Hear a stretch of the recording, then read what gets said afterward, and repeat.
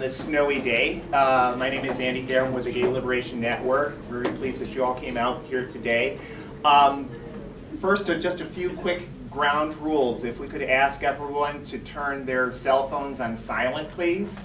We're going to have our panelists, whom I introduce in a few moments, give short statements on their take on issues of Palestine, pink washing, describing what that is, and so forth. After that, there will be plenty of time for discussion. The one thing that we would ask is that you limit your question or comment to 2 minutes, and we'll take a handful of folks from the audience and have our panelists come back and do a few rounds of that. We won't call on anyone twice until other people have had a chance to speak at least once. So with that, I'd like to just say a few words about why we're having this forum, variously described as opposing pink washing in Israel, or as the Facebook event described it as no LGBT cover for the repression, Israeli repression of Palestinians. Part of the way that we approach it in the Gay Liberation Network is the whole subject of solidarity, or what's known today as intersectionality. That this is a buzz term that's turned around very much on the progressive left today. Unfortunately, with respect to issues of war and specifically Palestinian issues, it's often totally ignored. We have seen this, for example, at the 2016 National LGBT Task Force conference here in Chicago in January of 2016.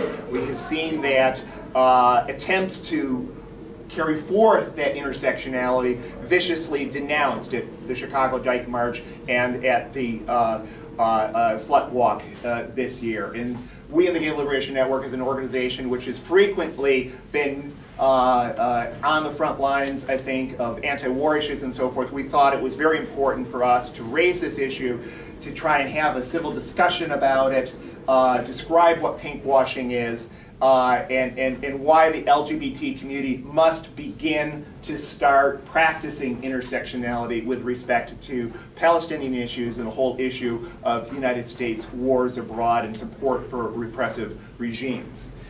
And the issue of Israel comes involved in that because Israel has for decades been the #1 recipient of U.S. military aid. A small country, far out of proportion to its landmass or population, is the #1 recipient of U.S. military aid, and Egypt, which surrounds Gaza to the south, being the #2 recipient of U.S. military aid. Fortunately, other progressive movements, particularly the Black Lives Matter movement, have taken up the call of intersectionality with respect to Palestinian rights, and really a who's who of African American young activists really have totally embraced the issue of intersectionality with respect to Palestine, and it is our hope that the LGBT community does more of that as well. Finally, is part of GLN's approach to this. We have been an organization that's been around since literally 1998. And one of the things that we have fought over the years is the whole notion and attempt by the Christian right to turn this country into a quote-unquote Christian nation or a Christian democracy. And as we and others in the movement have pointed out repeatedly, you cannot have a true democracy when you are defining it by an ethnicity or you're defining it by a religion. It's an oxymoron to say that we can have a Christian democracy in this country because everyone who's not Christian or whoever's version of Christianity is left out of it. And what's good for the goose is good for the gander. The whole notion that Israel can be a quote-unquote Jewish democracy or other countries can be Islamic democracies or Buddhist democracies or what have you is an oxymoron. We need a secular state, and that's one thing that the Gay Liberation Network has stood up for. Finally, as the events of the past few days, Trump's legitimization, I would argue, of the theft of Palestinian land by recognizing Jerusalem as the capital of Israel and attempting to move the U.S. embassy there there's been a lot of discussion, well, who fired what worse? Who fired what first in terms of whether rockets going into quote-unquote Israel proper or whatever. And I think that whole discussion is besides the point. Because if I come into your home and I steal your big television set and walk out the door, are you committing the first act of violence by saying, hey, Andy, you can't do that? Well, that is precisely what has been going on for decades and decades, as the graphic that we use to publicize today's event shows. There has been a continuing theft of Palestinian land to the point where the Gaza Strip, for example, is one of the most densely populated areas in the entire world. The people are literally been driven into this small, what's described as an open-air prison. And those kind of facts that I hope our panelists can speak more to, and we can speak to in the discussion as well, is why Palestinians are so upset about Trump's recent move. And for all those who castigate Trump rightly for his racist moves against immigrants in general, against Mexicans in particular, against African Americans, his anti-LGBT moves, well, I would urge you to recognize that his latest move in terms of the recognition of Jerusalem as the capital of Israel is part and parcel of the same racist behavior that people are denouncing in other respects. So, we didn't really choose an order for speakers. I think that let's start out with Samar, who is Palestinian. He runs the runs the Olive Oil and Time Palestinian podcast. I'll let you introduce yourself, Samar. Sorry if I totally butchered that. No, it's okay. So my name is Samar, and I came dressed in olive green, just to be extra Palestinian. And so I co-run and co-host Olive Oil and Time, spelled T-I-M-E, as a play on words instead of T-H-Y-M-E. I was like, I can spell it.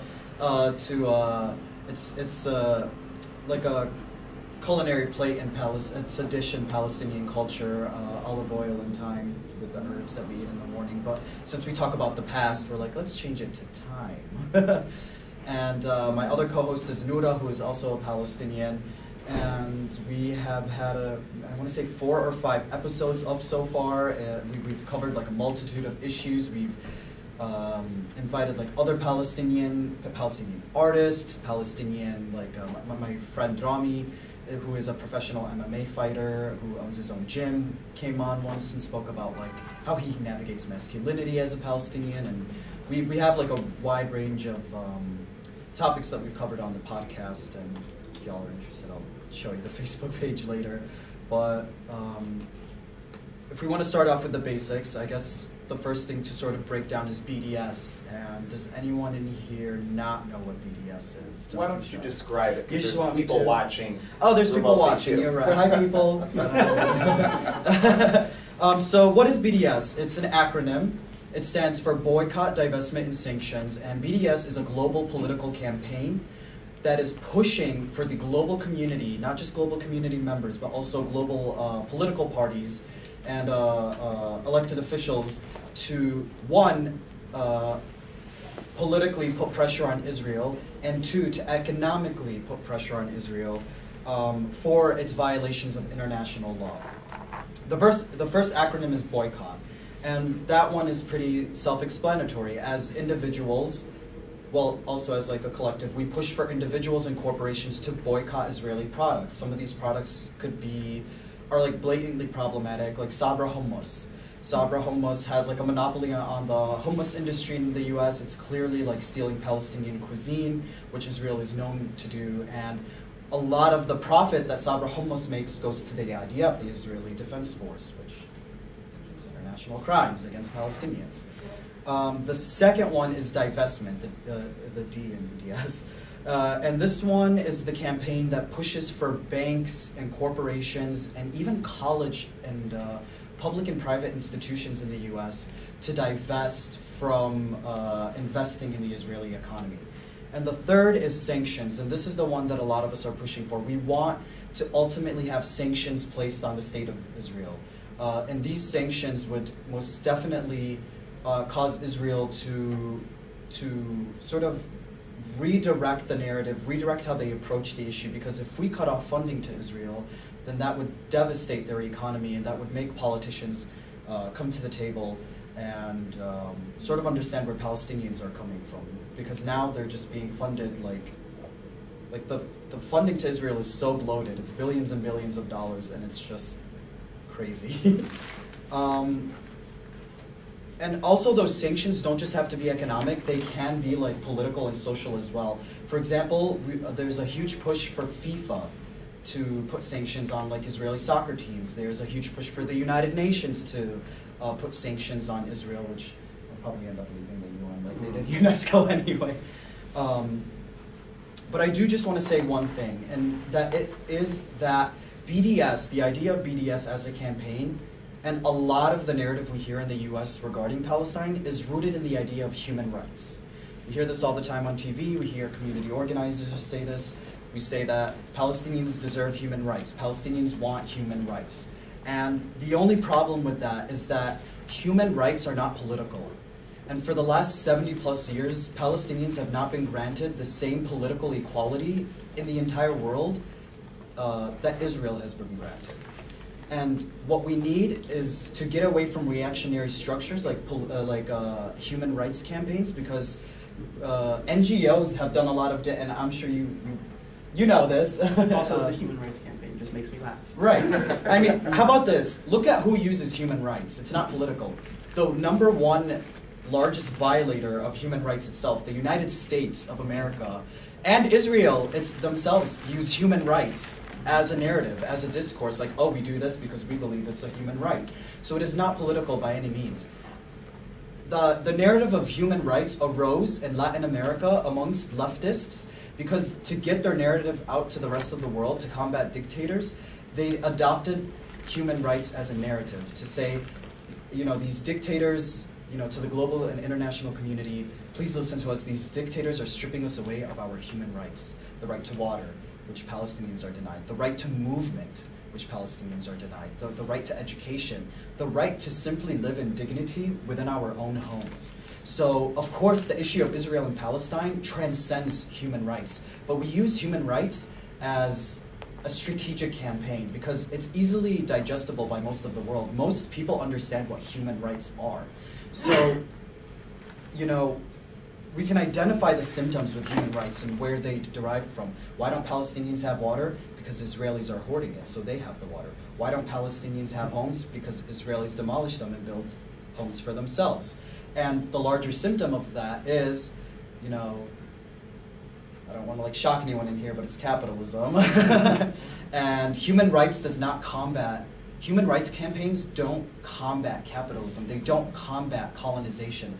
They put a Band-Aid over issues like this, and they're reactionary. What we need as Palestinians are constructive political projects.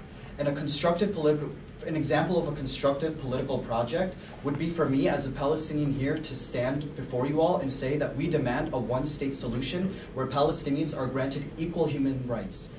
I know I used human right. Yeah, now I bashed them, but you know what? You gotta use them. Where we are granted the equal political, social, and economic rights as Israelis. And where Israelis and colonizers and settlers are allowed to stay under the condition that they aid indigenous Palestinians in completely dismantling Zionist political structures, Zionist institutions of supremacy, and all Zionist rhetoric in the state of Israel. Oh, thank you.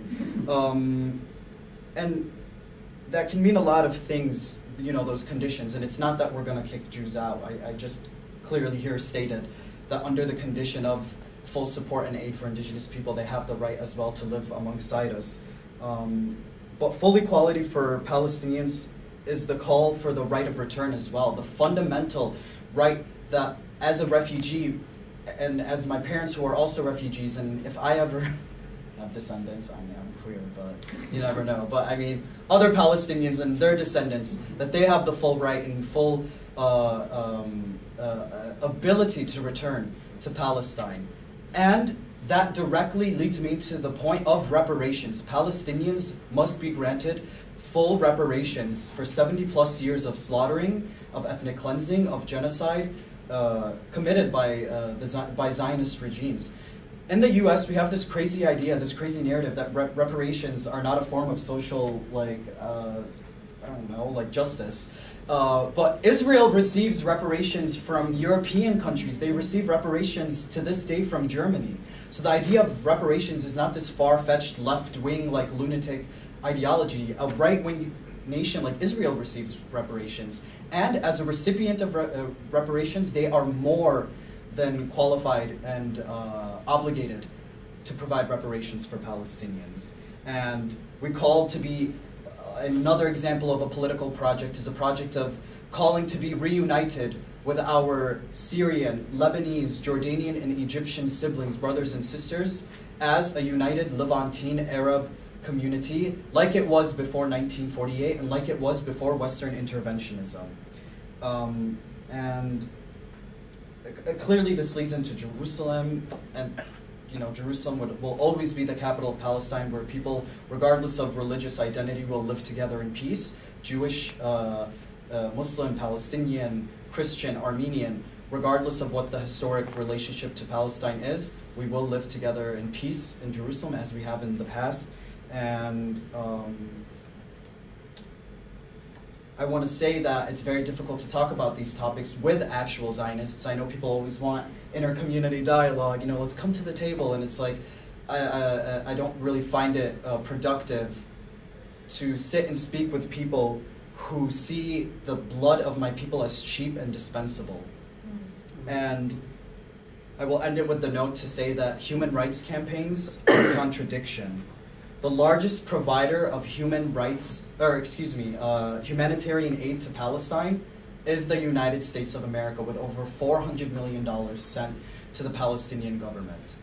Clearly, within the last 70 years, it's done nothing. Our society continues to crumble every day, and just humanitarian aid will be a ceaseless cycle of contradictions. So long as we build 10 homes, Israel's government will bulldoze and destroys thousands.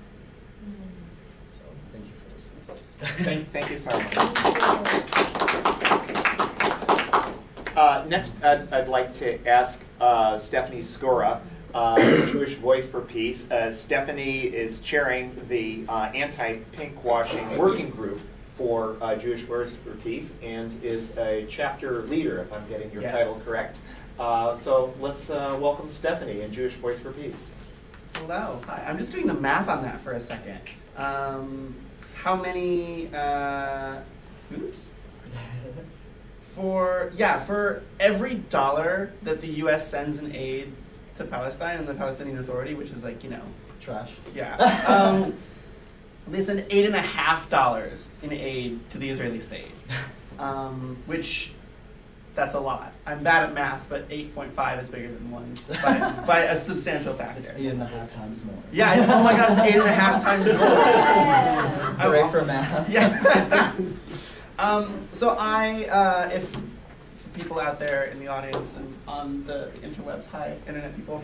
I'm a trans woman. I'm genderqueer. I'm Jewish. I am a lesbian. I'm a lot of things. But one thing that I am in particular in regard to my Judaism is an anti-Zionist.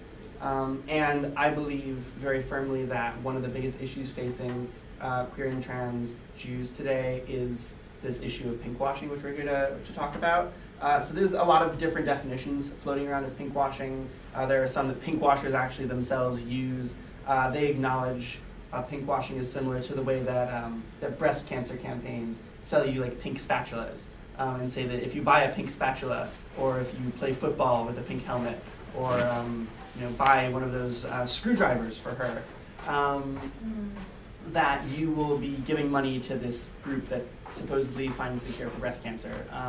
And in reality, that group doesn't do anything, and they just pay their executives millions and millions of dollars in salary and don't actually contribute that much to research. And actual pinkwashers themselves, working for Israeli orgs, say that anti-Zionist Jews and Palestinians and people who fight pinkwashing have appropriated this word and don't really know what it means. But within the context of the Palestinian struggle, pinkwashing means the intentional use of Israel's supposed positive record on LGBTQ rights to cover up the crimes that they commit daily against the Palestinians. Well, I have a very small slides of a PowerPoint in here. But there's, so pinkwashing itself actually came out of this campaign by the Israeli government called the Brand Israel campaign. And it was started somewhere sometime in the 2000s when the state of Israel realized that their tourism was not doing well, and their tourism industry was not doing well, and people were afraid to come to Israel because they thought it was scary. There was this whole campaign, there was this whole survey done in this campaign where PR folks from the Israeli state asked people to take a survey and describe a house, as though it were a country. And people were asked what a house in France would look like, and they said, you know, it would be in this lush green meadow, and there would be wine and bread and people having sex. And they were asked to describe an Italian house, and it would be, you know, full of also wine, but also like spaghetti and singing and like things that you would stereotypically associate with Italy. And then they were asked to describe a house in Israel, and they described this like gray military structure with barbed wire and explosions everywhere. And the PR people in the Ministry of Tourism for the Israeli state did not like that description. And so they set out on this campaign called Brand Israel to change the image of Israel on the international scene. And they identified in that campaign key groups that were keyed into the tourist industry and were likely to spend a lot of money on tourism and travel and vacations, who they could specifically pander to get them to come to the Israeli state, spend money there, come back and be like, oh my God, you should go to Tel Aviv for vacation. And one of those groups was gay people, because, in particular gay men. And in particular, when I say gay men, I mean white gay men, because the Israeli state is also a white supremacist state. And they claim to be a Jewish state, but they don't treat all Jews equally. They treat Ashkenazi and white Ashkenazi Jews as far, far superior to all other Jews, and let alone Arabs and Palestinians and everybody else.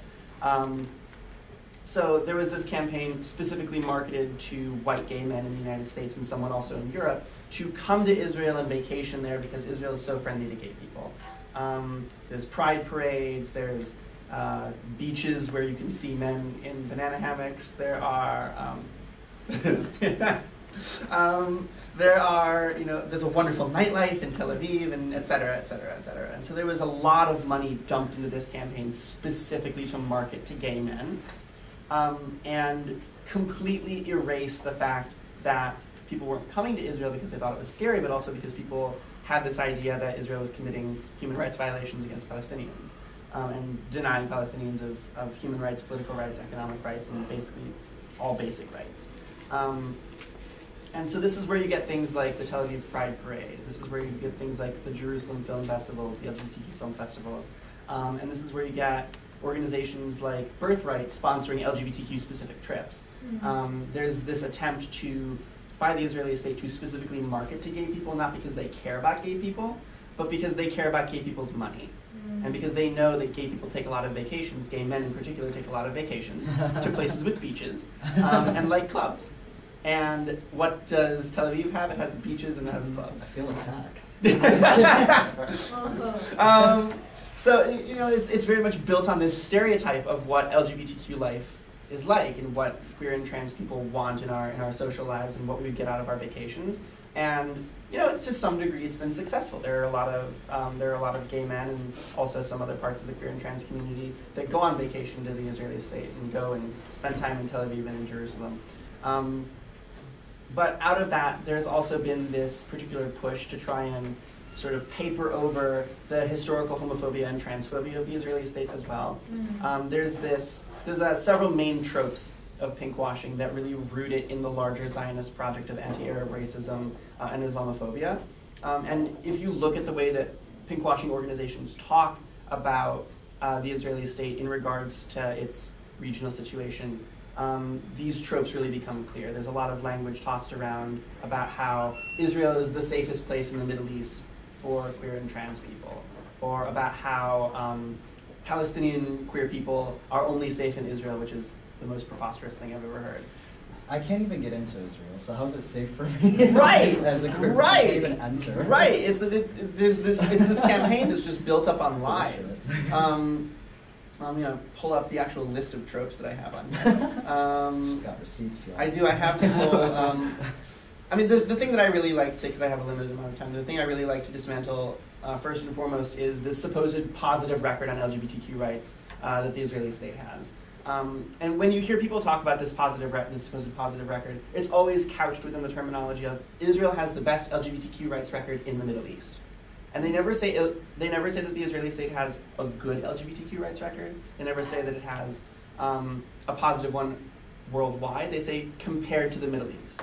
And not only is this a statement sort of couched in racism and Islamophobia, because when you say one place that has, one place that specifically has identified itself with Judaism and with whiteness is better than all these other countries that surround it that are Muslim countries and that are populated mostly by brown people, you're making a sort of implied statement about the negative opinions that these people hold about queer and trans people. But if you actually look at the LGBTQ rights record of the Israeli state, it's not that great. Comparable to other Western nations, because Israel likes to think of itself as a Western nation, so let's put it in context. The Israeli state actually has one of the worst LGBTQ rights records among quote-unquote Western nations. Repeatedly, they have failed to pass comprehensive bills giving queer and trans people the right to marry, equal protection under the law, banning conversion therapy, and a number of other things. I think this year, the Knesset, which is the Israeli parliament, shot down another package of legislation that would have given rights to queer and trans people who are citizens of the Israeli state.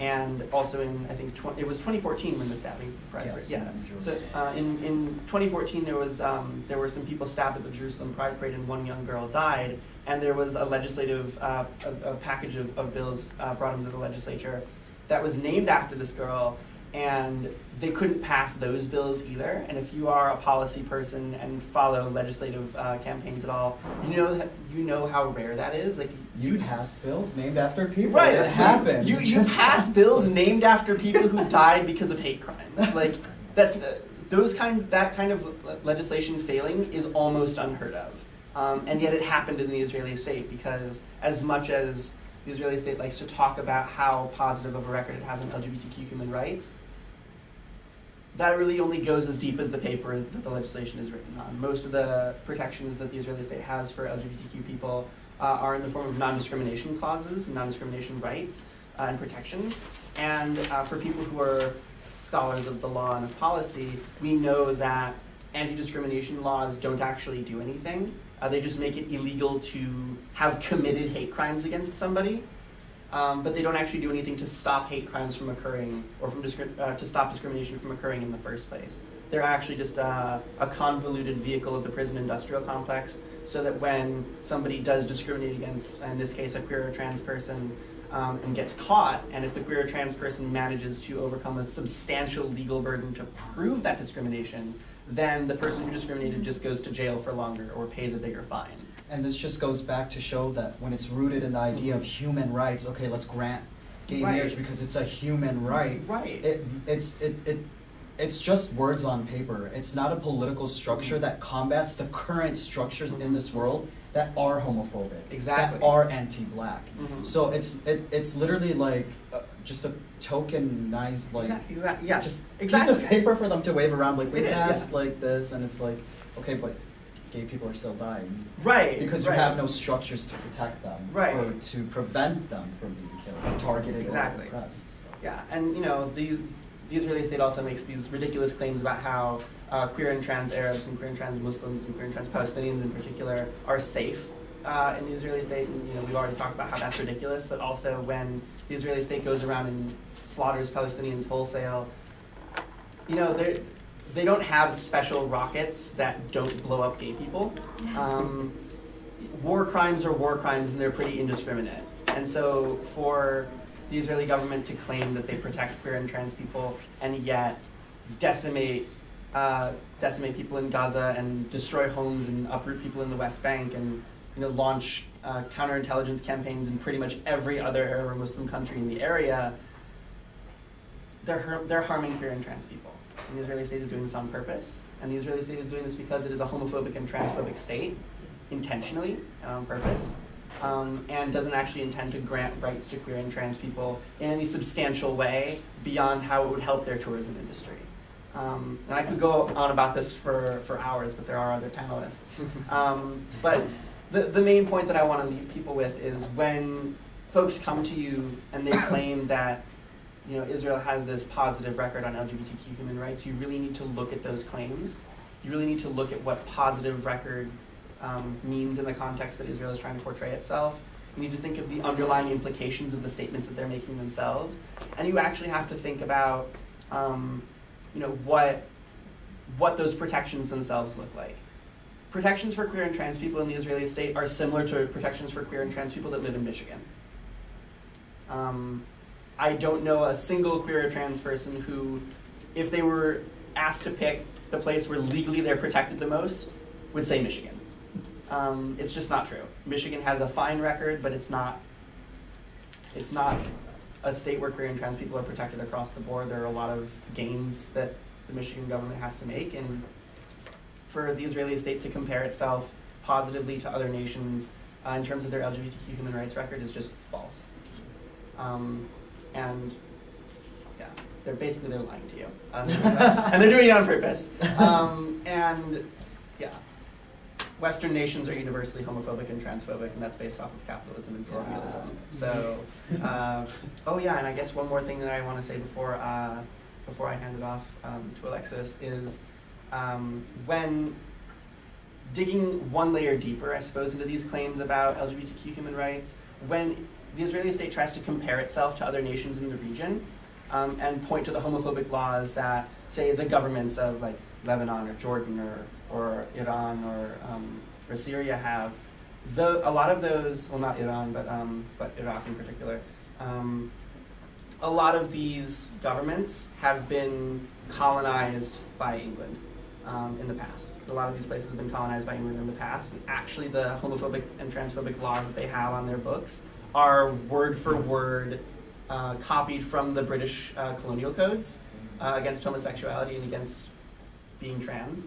And so when Zionists or when people who undertake in pinkwashing efforts try to paint Arab and Muslim nations as homophobic because of their laws, what they're doing is they're pointing at relics of colonialism that were left in place by homophobic white people when they showed up and stole land from Arabs and Muslims. Just to add on to that, yeah. The Ottoman Empire decriminalized homosexuality in 1858, and when Britain came into Palestine specifically in the I want to say 1820 something, I don't remember, or excuse me, 1920 something. It was in the 20s. The British Code of Conduct explicitly outlawed homosexuality, and those laws are very difficult. Structures of colonialism are very difficult to eliminate and to combat. So, thank you for sharing that, because that's a very important point in the Middle East right now, in Swana and in that entire region, is that homophobic structures are remnants of colonial structures, because before being colonized, a lot of these countries and a lot of my people were specifically called savages and barbaric people for being sexually and gender fluid. And now it's interesting to see how it's flipped. I'm not mad if if these countries now supposedly support queer people, whatever. But it's very important to understand the historical archive of colonization. So thank you so much for bringing that up. Thank you. And next we'll have Alexis Martinez. Anyone who's been active on the LGBTQ movement in Chicago for at least a few years knows Alexis, because she has been in the struggle fighting for our rights as LGBTQs for quite a long time. And she is a member of the Chicago Dyke March Collective. Yes. And the Dyke March Collective, to its eternal credit, took a very courageous stand in terms of embracing Palestinian rights at this year's Dyke March, as did SlutWalk, and frankly took a lot of crap for it.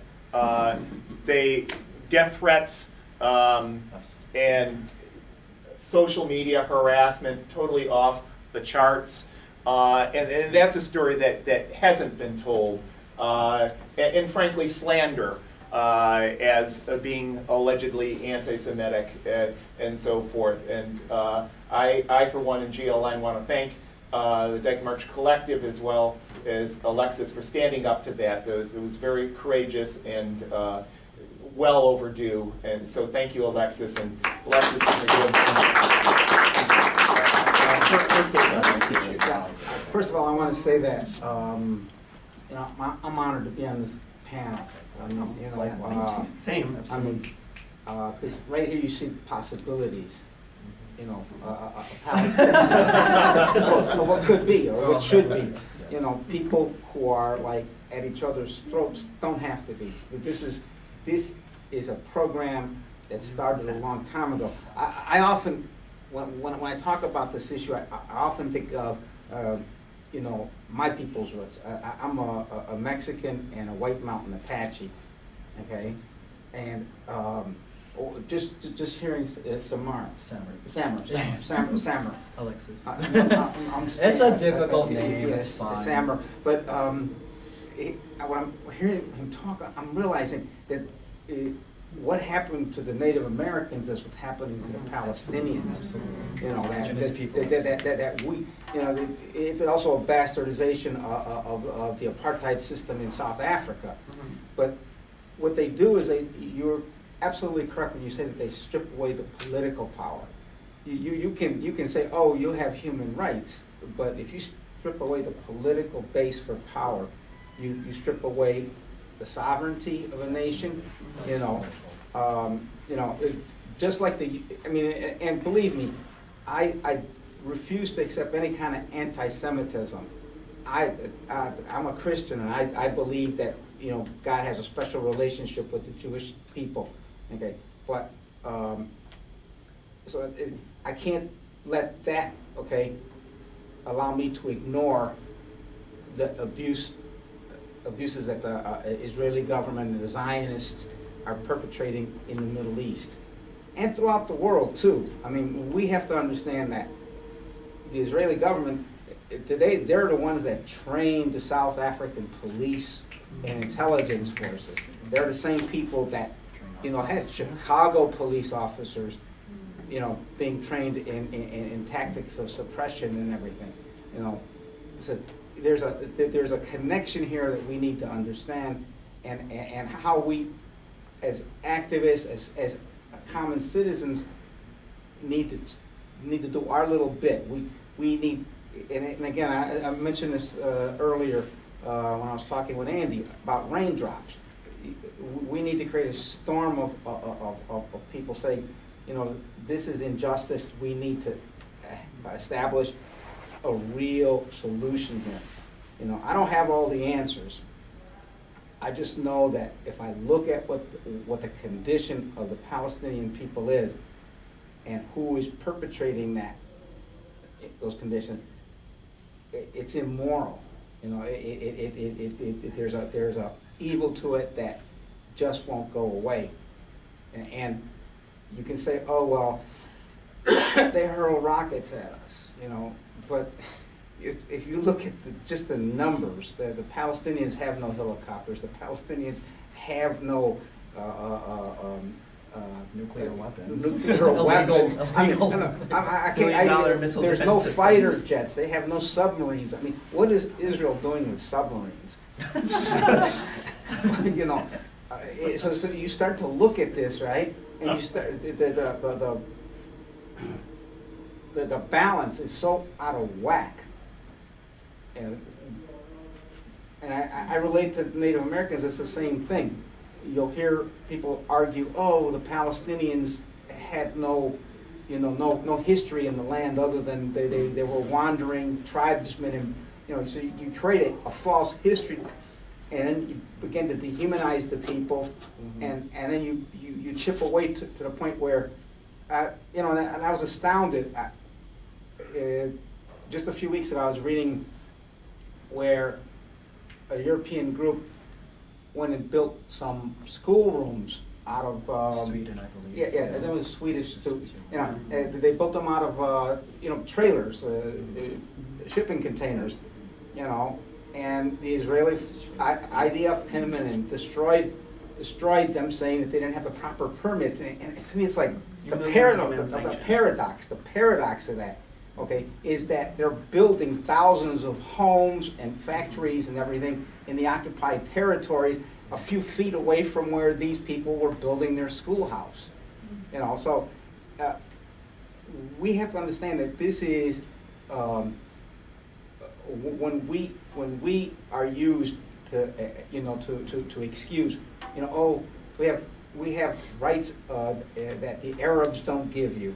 You know, it reminds me of the old argument that I used to hear on campus back in the 60s about, well, I'm not prejudiced, I have a black boyfriend.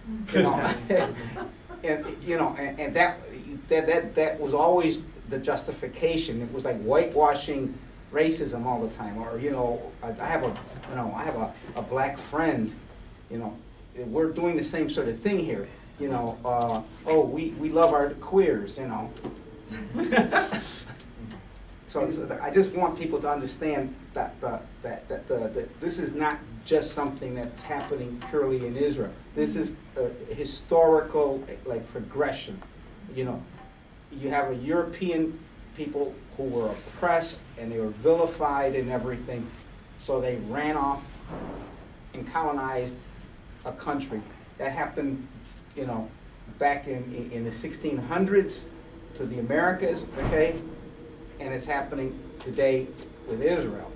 And they're doing the same thing. They're dehumanizing the people that were there, and slowly they're just cutting out. This map, is a perfect example of what's happened. You say, oh, give me a little more and a little more and a little more, and before you know it, from the from the Atlantic Ocean to the Pacific Ocean, you've got you just remove all the natives. You put them in isolated little spots all over the country, and you say, oh, we gave you land, but no political power, so and you can, and they're still doing it. I mean, all you have to do is look at Standing Rock. They're still doing it. You can look at the San Carlos Apache Reservation, okay, and President Obama had to step in with an obscure way to block it. But Trump's undoing that too. That's the copper mines where they want to destroy the whole, religious mountain of the San Carlos Apache Nation. So we have to understand that there's connections, and that we have the political power to stand up to this.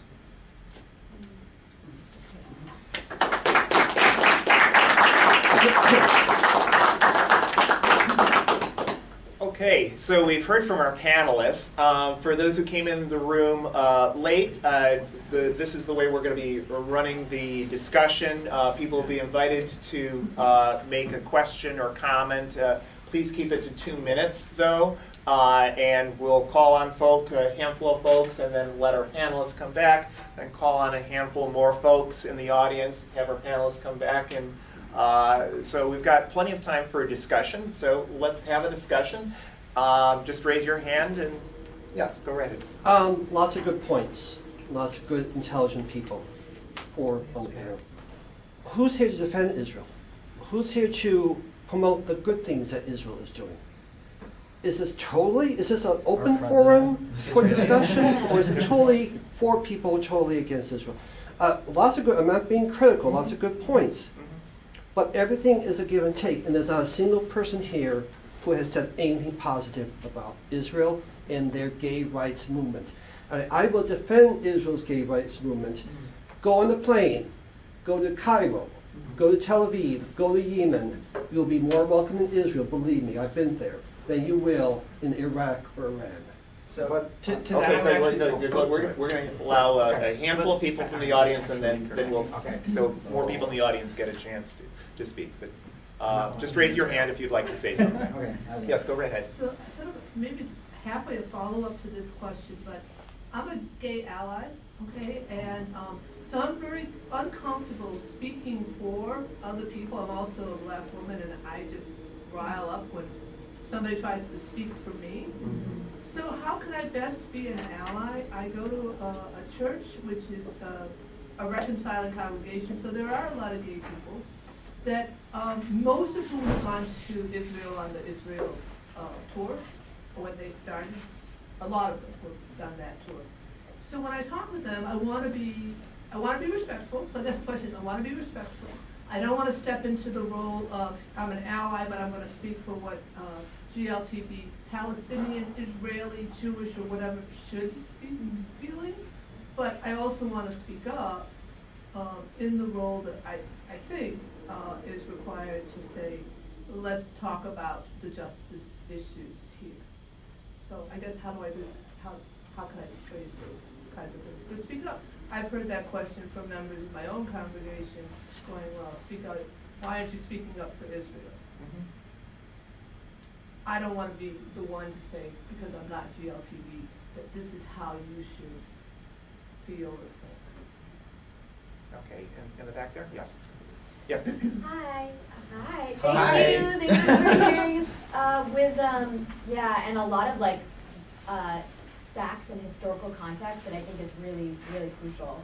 I guess my question is about what have you seen in terms of organizing to combat pinkwashing? What have you seen be successful?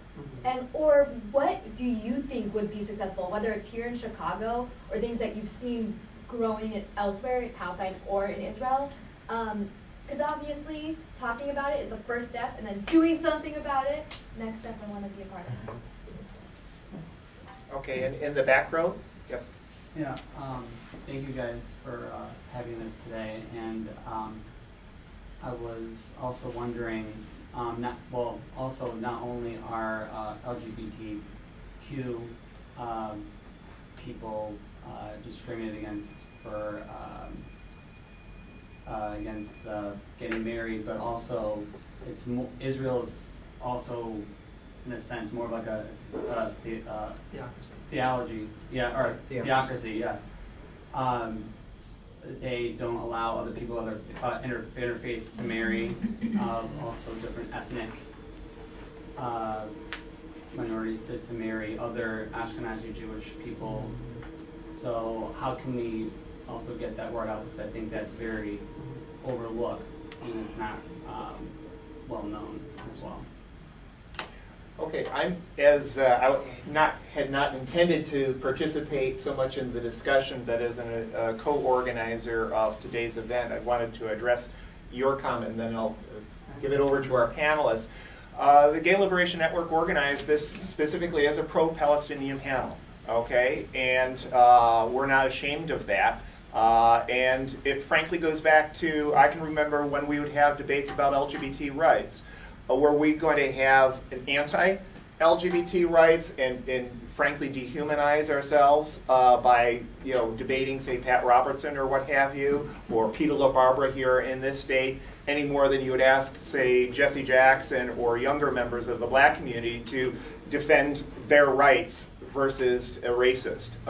And the overwhelming narrative that you see in this country in terms of the press, and I'm not just talking about New York Times, I'm talking about all the major media, is that you do not hear Palestinian voices. You do not hear pro-Palestinian voices, or at best you hear caricatures of those voices. And so we wanted to provide a forum for those who are speaking in favor of Palestinian rights to finally be heard here in one library on the north side of Chicago, when typically these voices are not heard in the major media, and when they are, it's snippets at best. As a gay man, I have frequently refused in the past to debate say, Peter LaBarbera of Americans for Truth about homosexuality, because I'm not going to lower my humanity to that level. And I think to insist upon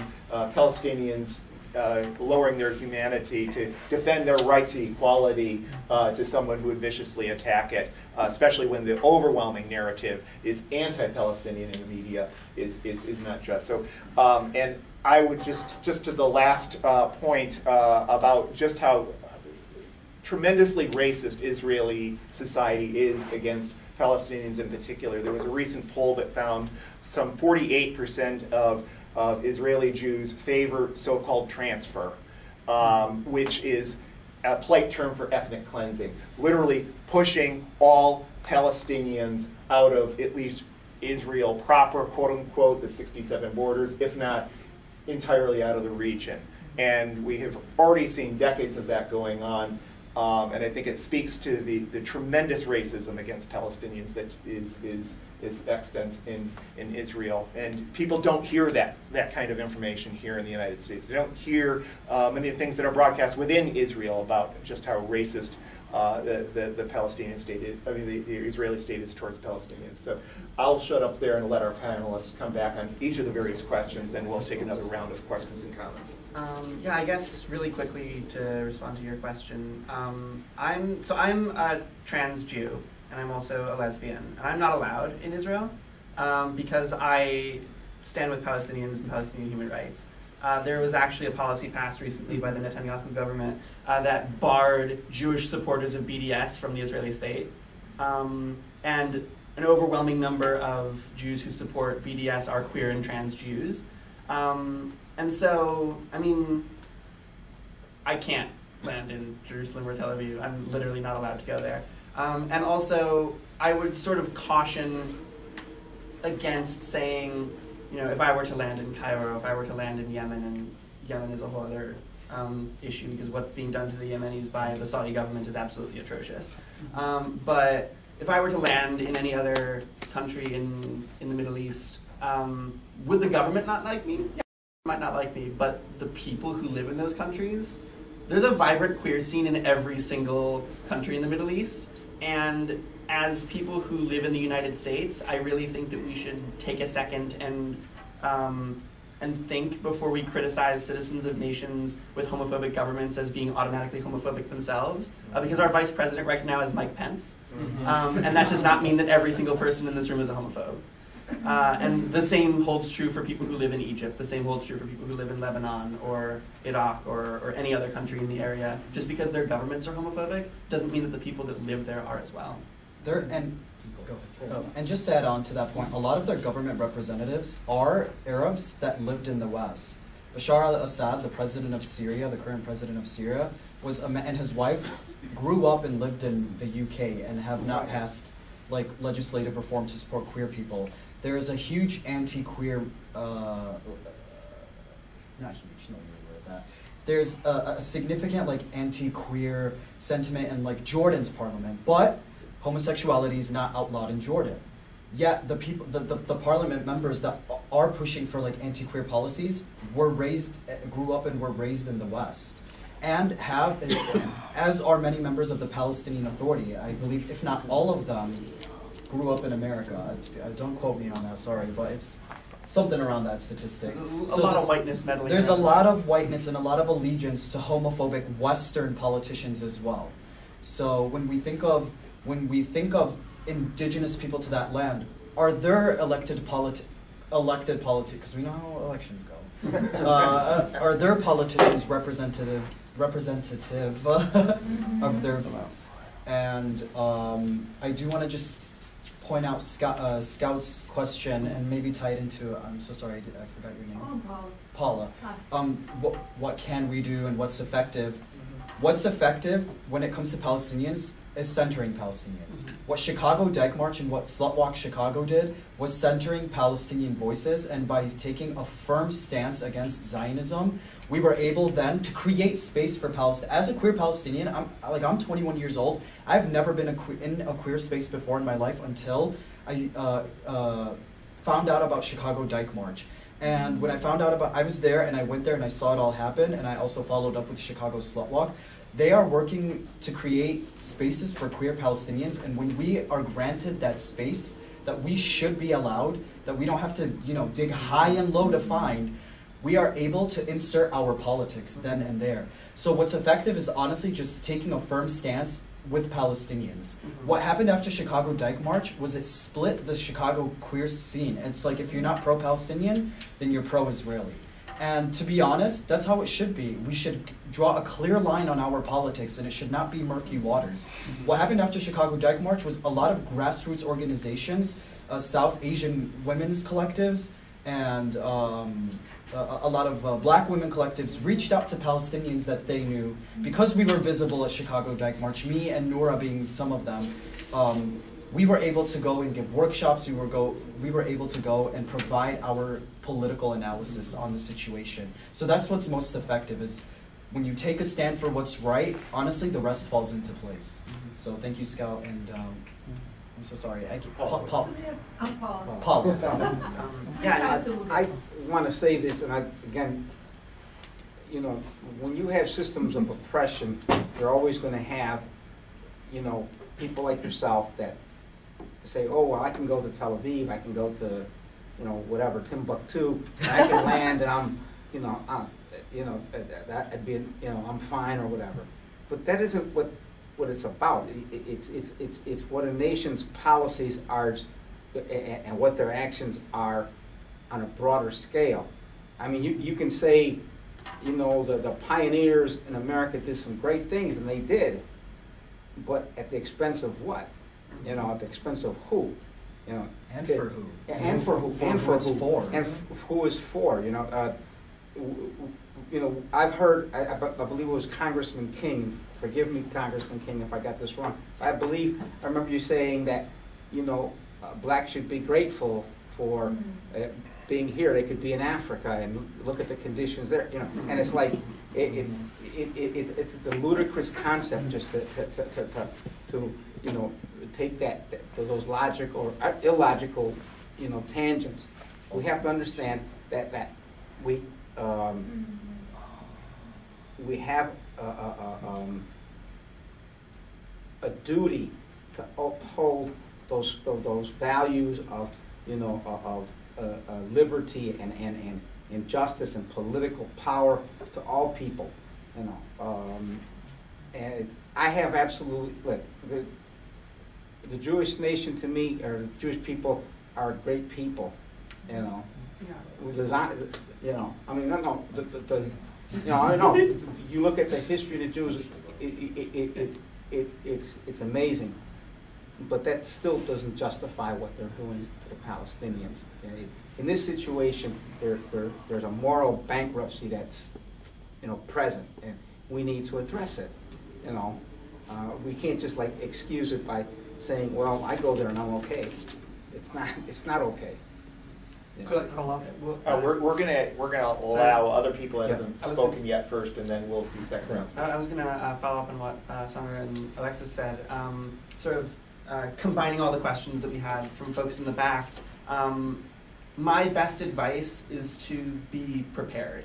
Know the topic that you want to speak on, and be ready with historical context, with facts, with you know, really examining some of the talking points that get thrown back at you and figuring out where they come from, and also bringing up the fact that in addition to being horrifically racist against Palestinians, the Israeli state doesn't allow ethnic intermarriage, doesn't allow interfaith marriages, and actually just passed a policy this year that essentially would allow the ultra-Orthodox rabbinic to forbid interfaith marriages between Jews, which is, if you look at it, also a secondary policy against gay marriage, because, you know, these ultra-Orthodox rabbis don't have any love in their hearts for queer people.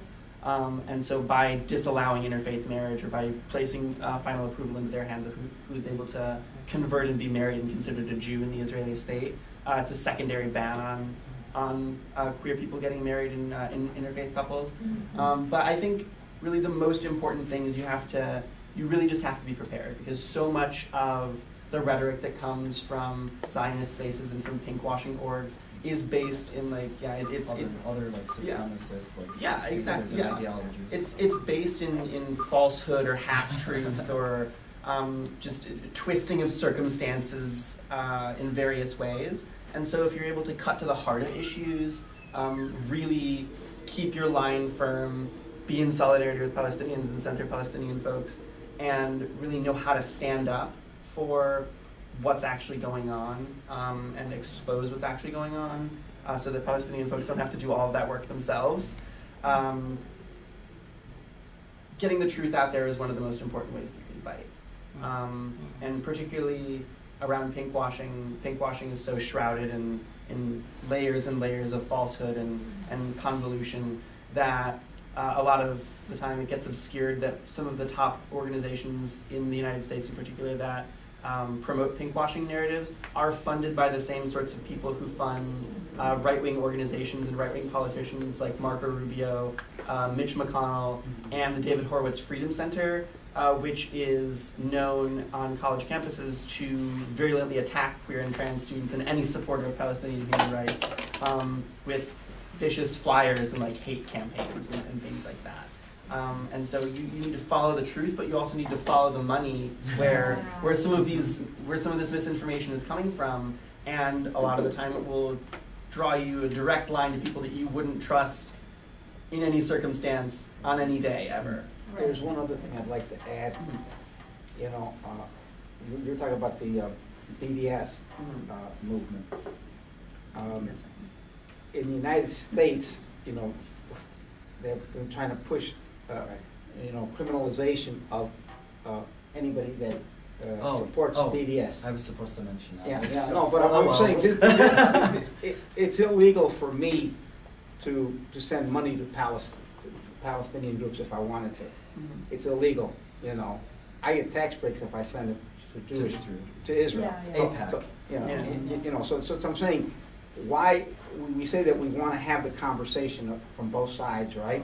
But that's lip service. We want to channel everything in one direction. The narrative is that these are savages, you know, and that they'll come after you, and that, you know, and they'll come after you, and they're our threat. They throw in 9/11 every time you can. And Palestine has nothing. I know, not you. No, this is a good point. Like the conflation of Palestinians with like the rest of the Arab world. Like it violently erases like our identity specifically as indigenous Palestinians. Arabs are a linguistic group in the Middle East. I don't know, and I'm not ashamed to say this, I don't know anything about Iraq. Like, okay, I know like a little bit about Saddam Hussein, but Iraq is not the country I come from. I don't know like the vast history of indigenous people in Iraq. So like, Israel is so good at like conflating like what Lebanon is going to do to them, or like what Syria is going to do to them, or what Iran is going to do to them. This like anti-Muslim, anti-Arab, Iran is Persian, but we just love to homogenize. Yeah, we just throw it all in the same category. Palestinians have no say politically in what goes on in that region at all. And I will say, Egyptians, Lebanon, Syria, Jordanians, I love y'all, you're my brothers and sisters, but they have all equally taken a big shit on Palestinians. Like, excuse my language, but you know, Arab regimes have also violently, ethnically cleansed Palestinians as well. So for Israel to go around using this trope of Arabs being a homogenous group, it's very dangerous, it's very false. The 9/11 trope, very dangerous and also very false, because Palestinians literally have no political, no systematic power to commit any harm to anyone. So thank you for bringing that up. So I'm sure we'll be covering the issue of anti-BDS legislation a little bit, but I wanted to give other people in the audience a chance to speak. Go ahead. Yeah, I really appreciate, you know, your passion and your eloquence today, and it's really valuable for me. But I have one question with respect to, you know, the human rights rhetoric that you seem so hostile to. At one point, you know, after Nuremberg, there was no language to bring justice, you know, in Europe after the Second World War. There was no conceptual framework to fit what horrors were committed against many different folks in Europe. Different, you know, the genocidal efforts against different groups. human rights discourse was invented as a framework in which to, in which to give, to put flesh on people's awareness of the evil committed and give it language. So, your hostility to the human rights rhetoric, isn't it really not the rhetoric, that is not the concepts of human rights, but the way it's being used to mask and deflect criticism against the reality of what's going on in the Middle East, right? I mean, do you see what I'm saying? Or am I wrong? Is there really something within the concepts of human rights that is really at fault here, and is being, and we need to change our discourse? Okay, and we'll have a round of other folks from the audience. Go ahead. Yeah. This has to do with the state of LGBT equality in Israel. Now, I just assumed that there was some reality to the legal equality of gays in Israel, and I also assumed that this wasn't the gift of the Israeli government, just as our legal equality here is not the gift of the U.S. government. Yeah. It's a result of people acting in struggle with allies for their rights. I mean, that's the way gays, African Americans, women, many other groups, labor, have won their rights here in the United States, not because of the U.S. government, often most of the time in opposition to the government. So I'm just wondering if that isn't a part of the reality of gay life in Israel. Okay, Brent. Yeah, go ahead. So Samir mentioned earlier that he could not enter Israel, and I was I'm interested in learning what is the situation for an individual that is Palestinian, a Palestinian Israeli, as well as for you and whatever your situation is to visit Palestine. Okay, and then Daryl, and then we'll have our panelists come back. Okay, my comment directed at the Dyke March representative today. First, I just want to say I'm glad that the march was held. The last one was in my old neighborhood of origin in the North Lawndale area. I grew up as a child.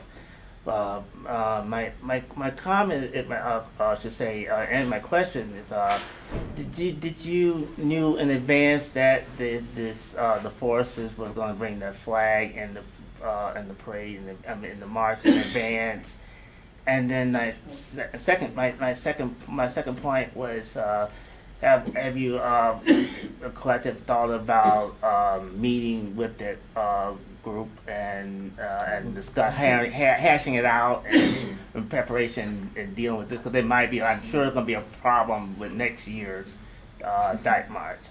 Those are all internal sort of things that I'm not really going to discuss in this forum. Okay, I mean, I apologize. It's just there's too many people involved in everything. But aspects of it have been addressed, like in articles online. And there's articles online, and there's interviews that I've done, and other people. We feel it's more incumbent that we let Palestinians and Jews,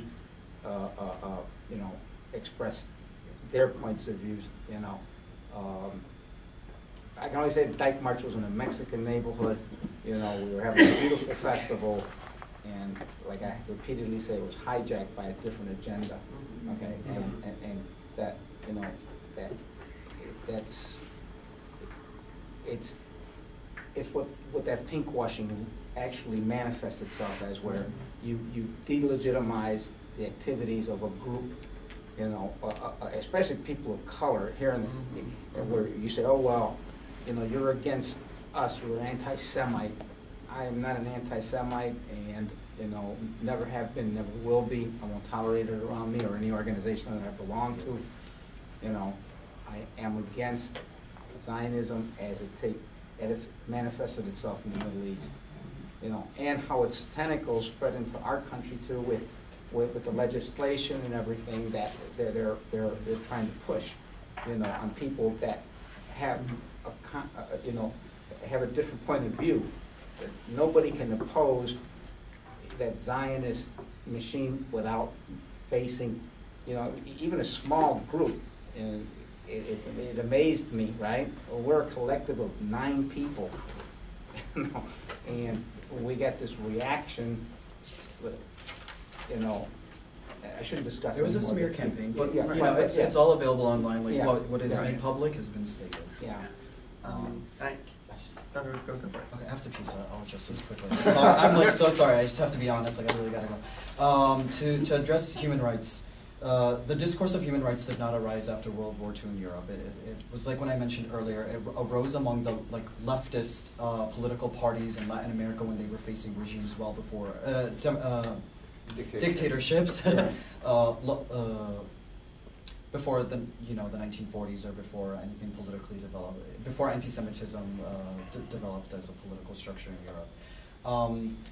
Human rights are literally, like, at its core, just a vehicle for oppressed nationalities to voice their concerns to the world. Because when you tell people, if I go up to a person and I tell them I don't have water, they're more sympathetic to that. Versus if I go up to someone and say we need to deconstruct the Israeli state, create a one democratic, unified Palestinian, like a Palestinian nation where everyone is equal. They're going to be like, what? I don't even know what Israel is, or what Palestine is. Pakistan? Who? You know, and it's happened before. So it's purely strategic for oppressed nationalities, and it's NGOs have actually done a lot more damage in Palestine than good. And if human rights was the answer, then Israel would have never been created as a safe space, as a safe country for Jews. If you want to talk about human rights would be never to have allowed anti-Semitism. It would have been on the international community to have acknowledged anti-Semitism in Europe, widespread anti-Semitism in Europe, and to have combated it from the start, rather than create an entire ethno-religious nation on stolen land. Like, that's what's wrong with human rights. Anyone can use it. Fascists can use it, and as I've said, the USA has in the past and continues to employ the idea of human rights. To address not being allowed to enter into Israel, that's purely on, I was born in Bethlehem, I'm Palestinian, I have a Palestinian passport, I literally cannot enter Israel unless I apply for a permit, which is often rejected. I've been granted a permit once in my life to visit Jerusalem. It was in 2014, and I got a whopping 9-hour permit, so got into Jerusalem, had some coffee, got some shawarma, prayed like 10 times, because my mom's like, every prayer counts like 9 minutes. It's like, you pray, no, really, she's like, you pray once in Jerusalem, it's 90 times, and she was like, go pray in that corner. So I did that, and I left. I had, it was lunch with my mom, and then we had to get the F out. That's how it is. And it was also constant harassment. I was stopped on every corner for being visibly Palestinian. And my father, who's Palestinian, is such a smart ass. What happened with my dad is his Palestinian passport expired in the 80s when he came to America, and he never renewed it, and by then Israel didn't have a digital system, so he's purely an American citizen, so he can fly into Tel Aviv. For me, for my mother, for my siblings, we have to fly into Jordan, and then go from Jordan into Israel, which is like an 8-hour, really from Amman to the West Bank is like a 2-hour maximum, with heavy traffic, 2-hour drive, because of Israeli security. And by security, I mean they stop the bus with no air conditioning in the middle of the desert when it's 120 degrees, with children, with no water, with no food, for 8 hours. It's an 8+ hour commute from Jordan into Palestine, which then they can interrogate us, which they've done to my family members in the past, and they can also have the right to ban you from there. So it's I'm working class and my mother is working. I come from a working class family. I've only visited Palestine twice in my life. I plan to go to next summer, but I've been much more vocal now than I was in my teen years. if I pay $1,000, which is like so hard for my family to save up, to travel to Jordan, to travel to Israel, and at the doorsteps of my own homeland, they have the right to tell me you're banned for the rest of your life, and they could deport me. And they have done so in the past, and this is very evident in what happened with Rasmia Orda. When she was deported, she could not be deported back to Palestine. She could not even go back to where she was born. She has to go to a totally foreign country. Luckily, Jordan accepted her, and she's living in Jordan now. But they do have a lot of laws that specifically, it's not even for security. It's honestly, when Palestinians cite the human right of mobility, of movement, that's what we're talking about. Israel's wall, Israel's permit system does not protect them from anything, because a lot of Palestinians, just like myself, had entered Israel for a limited time. It's not about barring Palestinians' entry. It's about making us it's scare tactics from scaring us to return to our homeland, and it's a method. It's purely like them flexing their power to be like, because you're Palestinian, you can't enter here, you're banned forever. It's been done before to many of my comrades. It's been done before to political activists, and Stephanie sits right here, and as a, they're trying to be more inclusive with their discrimination. So it's not just Palestinians anymore, it's now Palestinian allies and Jews themselves. So I was looking. I'm sorry, I really have to I was looking at.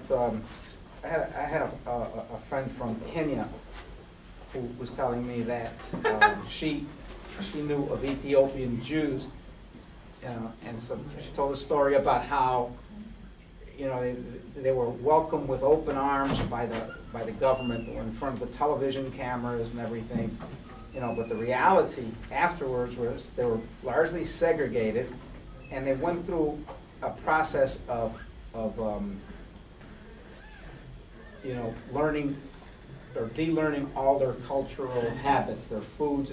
They wanted them to assimilate to Israel.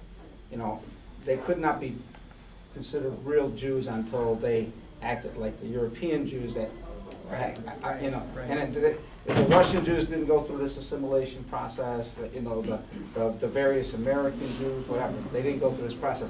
I actually found several. You can look them up.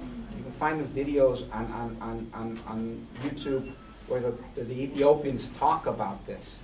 Okay, it's amazing to me. I'll go back to the idea you cannot have human rights without a base of political power.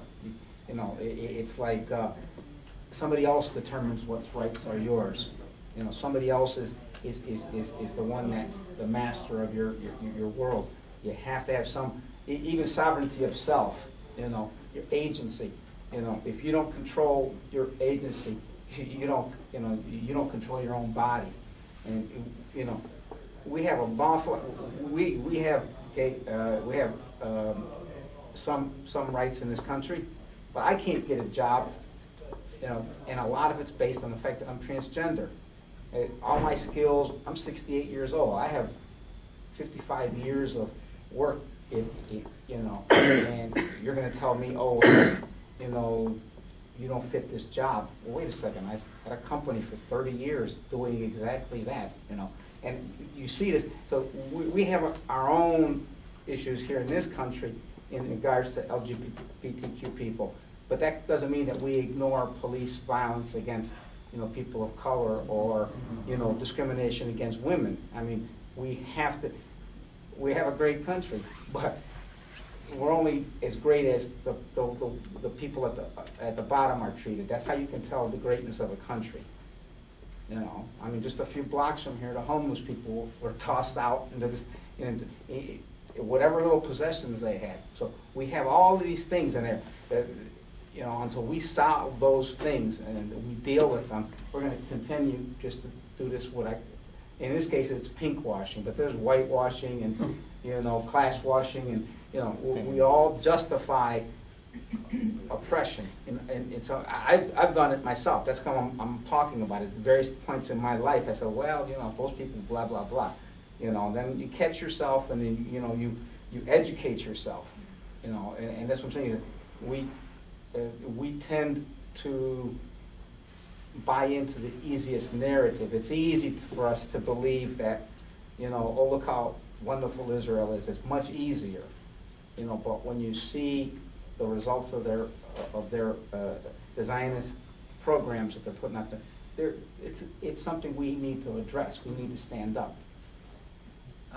Yeah, jumping off of that, I think first to the Dyke March point, I'm going to echo what Samer and Alexis said, that that's all been hashed out like 15 times already by everybody, and it's all online if you want to access it. But also, Dyke March has the explicit support of a large population of Jews in Chicago and a large population of queer and trans people in Chicago. That support's not going anywhere. We're not going anywhere as anti-Zionist Jews who support Dyke March and will continue to attend Dyke March. And if folks show up to fuck up Dyke March next year, we'll be there to throw them out again. Because Dyke March is about dykes and about the political power of the dyke community in Chicago and creating a space for people who don't have it anywhere else. And if folks who are more than welcome at Pride want to come and mess up Dyke March, then maybe they should just go to Pride instead. But also, I guess, to your question about sort of Israeli LGBTQ activists, yes. None of the rights that queer and trans people have in Israel or in the Israeli state are because the government was nice and wanted to give queer and trans people rights. Every single one of the things that queer and trans people enjoy as a legal protection in the Israeli state was fought for and won by activists in the queer and trans community in the Israeli state. And it goes to show how virulently homophobic the Israeli government is that more gains have not been made. And that's part and parcel with the ethno-state nature of the Israeli state, the theocratic nature of the Israeli state. When you have a state that's literally demographically constitutes itself on whiteness and a particular kind of religion, a particular part of a world religion that attaches itself to whiteness, you're not going to get a very friendly government for queer and trans people. And people who pinkwash actually like to throw that back at us and say that anti-pinkwashing activists are erasing the struggles of queer and trans Israelis and what they fought for to get their rights in the Israeli state.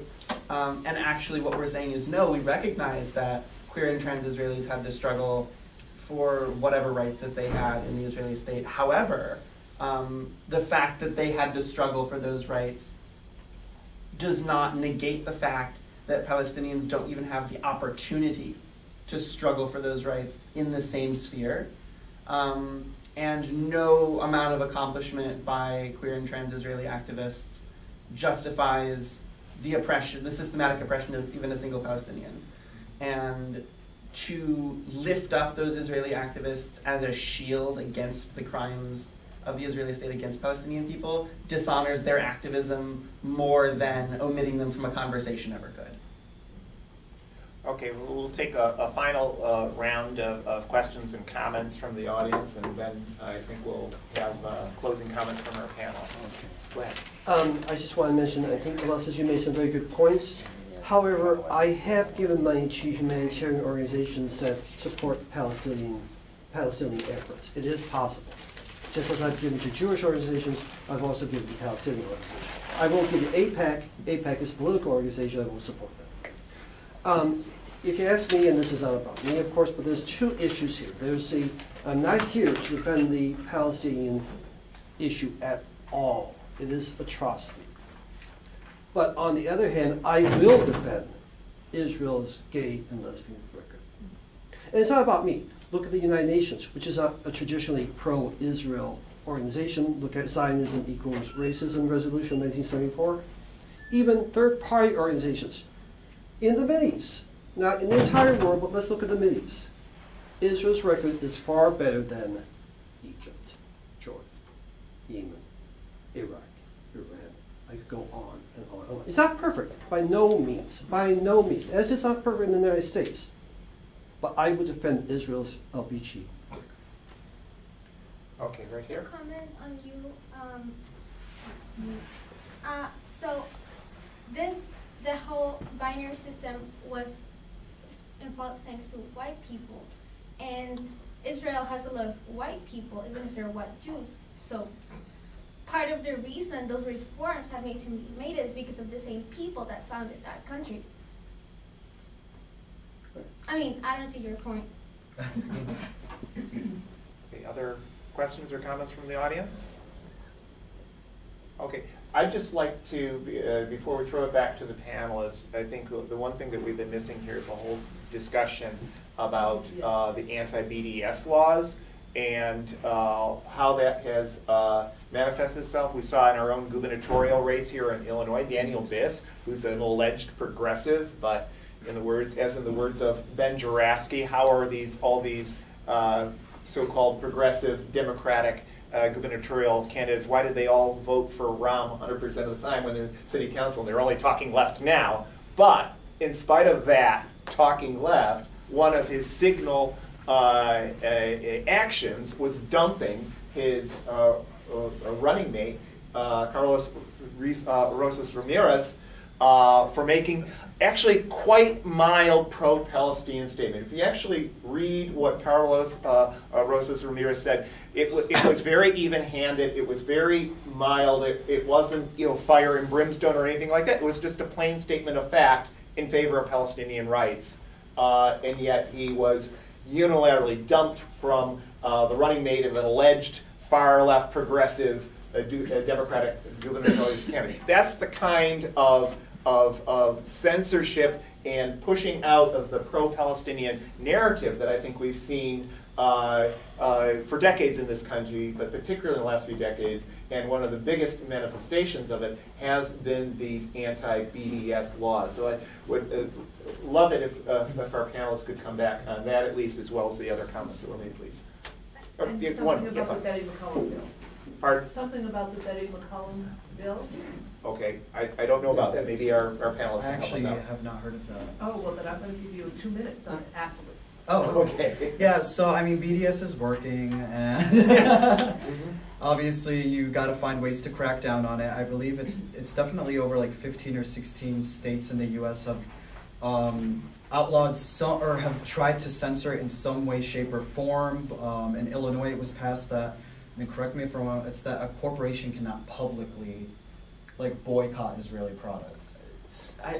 They're very like that and loosely like publicly held funds. Pensions cannot be. Yeah, Right. publicly held funds and corporations. So it's like it differs from state to state on how they crack down on it, but I know there's like a draconian like bipartisan one that is going through our government right now that both Democrats and Republicans support, and it's like really it cracks down on freedom of speech. BDS is freedom of speech. We have the right to boycott who we want to boycott. Boycotting has worked in the past. It will works in the present, and it will work in the future. Well, I don't know about the future. Apparently we're cracking down on that too. But what's also really scary about the draconian anti-BDS bill that's passing through now is that it explicitly like also targets Palestinian organizers. Like it says their names, and it really conflates their like organizing with anti-Semitism, and it really frameworks like BDS with anti-Semitism. And it's so dangerous that if this does pass, what does this mean for like other oppressed nationalities and how they want to boycott their oppressors? What does this mean for other people? And I mean, think about it. Like all we're telling is people not to buy Sabra. I mean, not just that, but you know, part of that is that same narrative. That boycotts don't work, but they do work, and there's a long history of boycotts working as a political tool. They wouldn't outlaw them if they didn't work. The danger that I see is that Palestinian voices can't be heard, even on a small scale. Just advocating for boycotting. But this bill, the way that they're framing this bill, part of the wording is that it's support of terrorism. You see, that's what they've done. They've made any support of Palestinians support of terrorism, and that's the way it's going to go.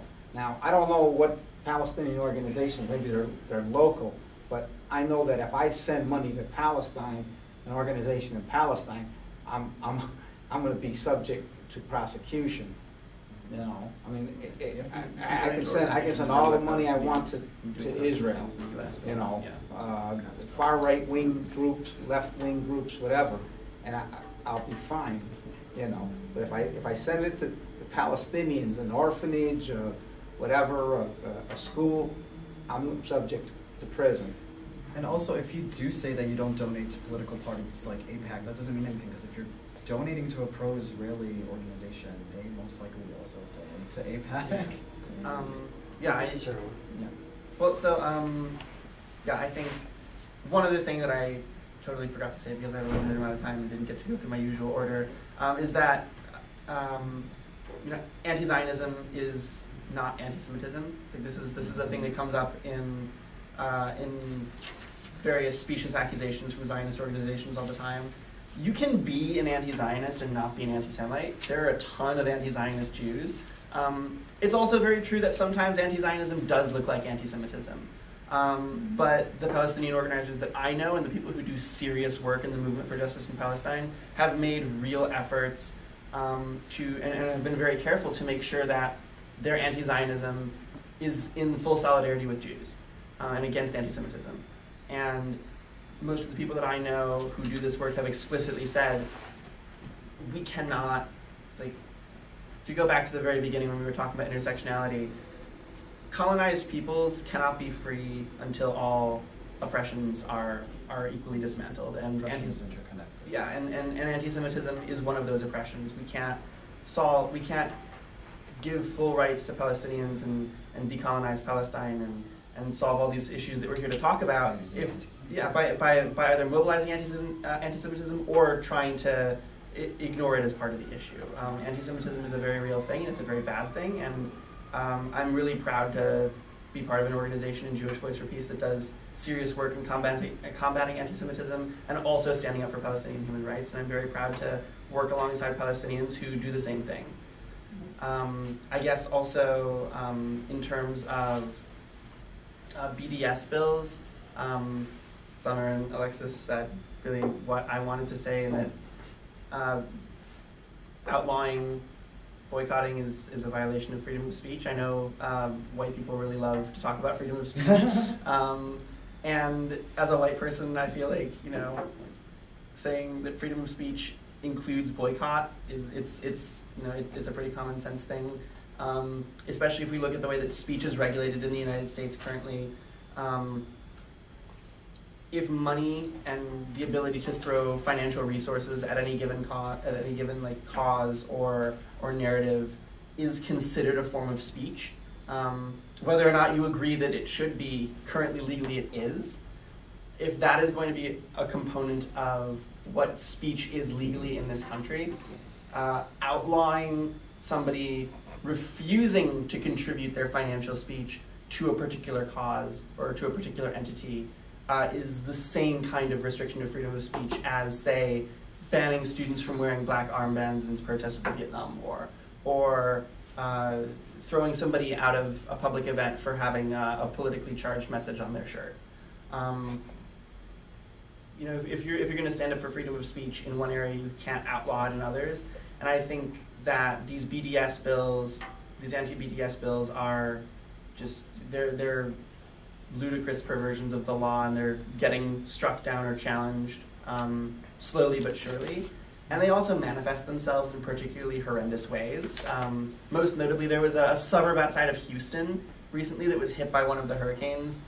And in order to get relief funds,